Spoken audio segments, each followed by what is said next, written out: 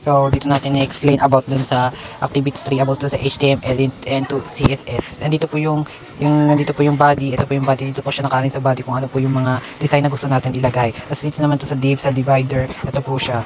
Nandito po yung transparent background. Pwede po natin siya palitan ng kahit ano. Halimbawa po is white. Ayan. White color yung gusto natin ilagay. So, pag run natin dito sa magbabago siya, oh.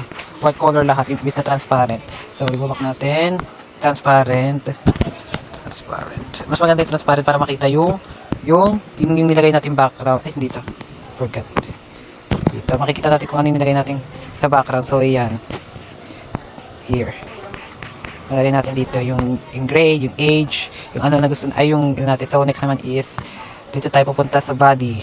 Ito po yung nakikita nyo. Ito po yung picture na nilagay ko doon sa loob. Di ba sabi is, ang tawag dito is internal because gumagamit tayo ng folder or dito. Pinagsama ko po siya sa isang folder po ng HTML. Ito po yung CSS na pang style natin at ito yung registration. So, pilit natin. Yan. This next is punta tayo sa CSS. Sa style.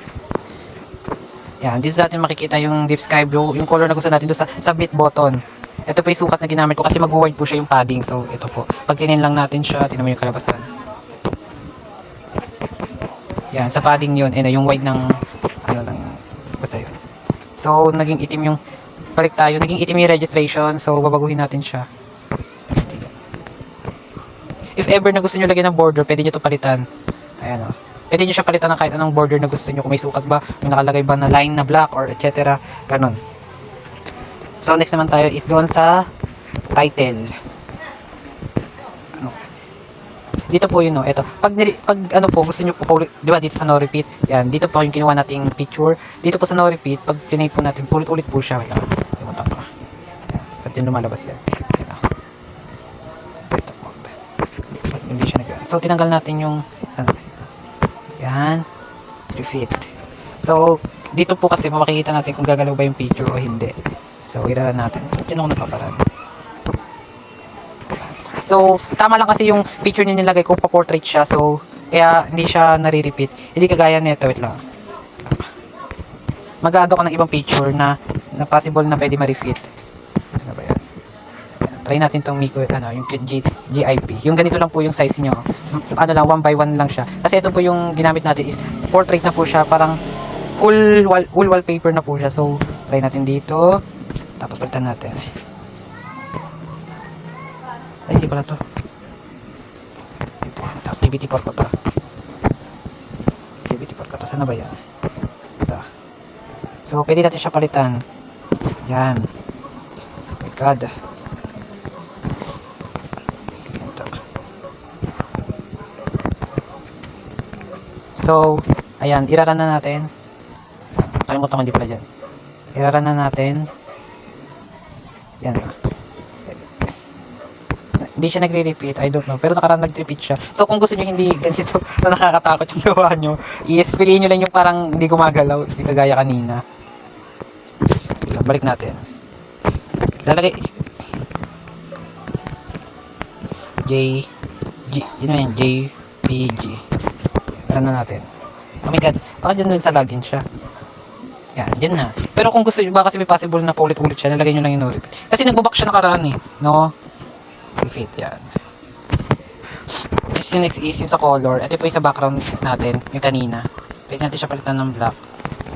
Na-explain ko na ata ito eh. Bakit hindi run agad? Dito tayo sa HTML. Ito na po yan. Diba black na siya, ang pangit tignan. Kaya mas maganda gamitin yung transparent para mas makita yung background na gusto natin ilagay.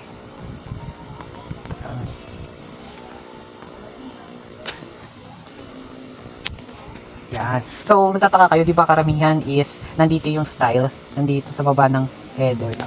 Yung style na ganito. Yan. So, yung style na yan, nilipat lang natin siya sa CSS. Since sa CSS dito po, kinuha lang natin siya para parang mas shortcut. Shortcut na po siya. So, lalagay natin dito. Ito po yung folder na nilagay natin ng pangalan. Same po sila neto tsaka neto. Style sheet po. Once na maglalagay ka ng name ng neto, direct po siya dito. Halimbawa, ito po yung una kong design, yung Miko style na pangitan ako. So, ang gagawin natin is kunin natin yan. Wait lang, baguhin natin. Miko style. Yan. Style. Yan. So, i-run natin ha. Try natin i-run ha. Ay, yung una kong gawa. Okay naman siya. Mas maganda kaso mas gusto ko po yung nakikita yung ano, yung wide. Yung parang sama-sama siya. Pero okay na rin to. Maganda gamitin natin to. Ito, baguhin ko lang.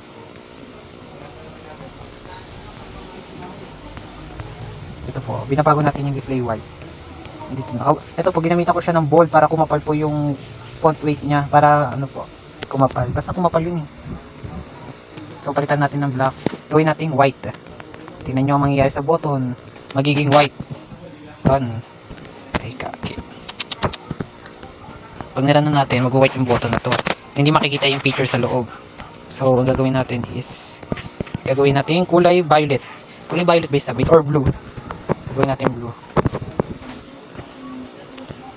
Blue color. Parang sky blue ganun. Sky blue. Deep blue ka color. Pag plinay natin siya, ganito na po kalabasan. Yan na, kulay blue na yung ano, kita na siya. So, i-block na lang natin pala. Bakit nalito ka? Hindi pala to yun. Mali tayo. Yung ano pala to sa font, kung anong kulay. Dapat ito pala yung baguhin. Deep sky blue. Yan. Ay. Yan. Blue na siya. Nasa blue na. Ang cute nga eh. So, ang babaguhin pa natin is wala na. Basta ito po yung ginamitan ko. Background URL, tapos yung pangalan ng picture na gusto natin ilagay, tapos no repeat. Ito po, background ko. Tapos ito po, center. Pwede rin, ano, kunyari, gusto niyo ilipat sa gilid. Left. Left. Yan, nasa gilid na siya. Opening natin. Ay, hindi siya nag-left. Ito nag-left po, yung, ito, ano, di ba kanina is okay naman siya. Biglang pumangit na. So, ili-left natin siya. Ay, i-center. Mas okay siya eh, kapag sinenter eh. Ay, ba't ganito parang bumaboy? Parang kanina okay siya. Anong nagkamali ako parang metatype ko? Kaya, ito yung ginamit ko.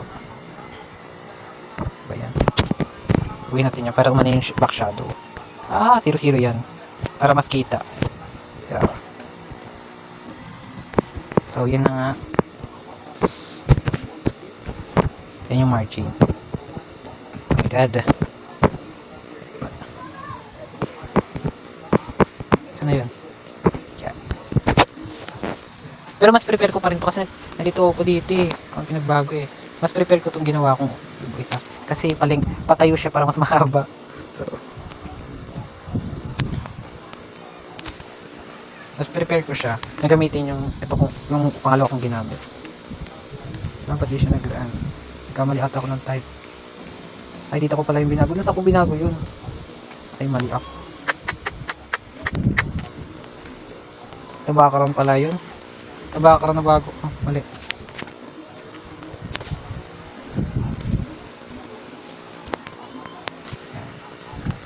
Ayun po yung about yung assignment ko about sa HTML. So, try natin sagutan. Yan. So, pag maglalagay ka, halimbawa ganyan. Wait lang, nakita. Sabihin na lang natin Miko. Tapos username natin Miko. Big letter agad siya. Password. Kunyari, 1, 2, 3. Hindi po siya kita kasi nakaano po siya. Tapos next is Miko. Yan. Age. Anong age na tayo? 19. Male, gender, tapos birthday. Yung birthday. Ilan ba tayo pinanganak? 2004, August 30. Yan, set na siya. Tapos what time tayo nagano? Yan, set. Date. Anong date ngayon? Set. Yan. Tapos sabi natin, yan, kung gusto natin lahat. Pwedeng eating, pwedeng sports, pwedeng online games. Pero mas gusto ko itong dalawang to. Yan. Tapos sabit na. O, diba? Nag-autocorrect siya dito. At saka sabit natin. May kailangan nakapilap talaga with underscore. Dito po yung makikita yung correction niya. Back, then CSS, tapos dun sa email. Input. Ano lagay yan? Andito sa input to sa text. Diyan sa email. Require kasi type series email. Pero meron pa yan eh. Sa ko ba naayos yun? Basta, pag nilagay mo yung type of email, automatic na siya na halimbawa, hindi naman email gusto natin, username. Hindi siya maghahanap ng _gmail.com. Username. Halimbawa yan. Run natin. Iba yung surname na. Ay, mali. Mali nalagyan ko. So, ay hindi, babaguhin ko pa kasi ito eh. Kung gusto ko ano yun, babaguhin ko pa to. Ito, saan na ba yan? I-check yung ano, yung ano. Saan na ba yan? Saan na yun? Yung email sa taas. Divider. Ito, naalala ko na dito. Box envelope, yung ID email. Kailangan baguhin ko pa yun from username. So, okay na yun.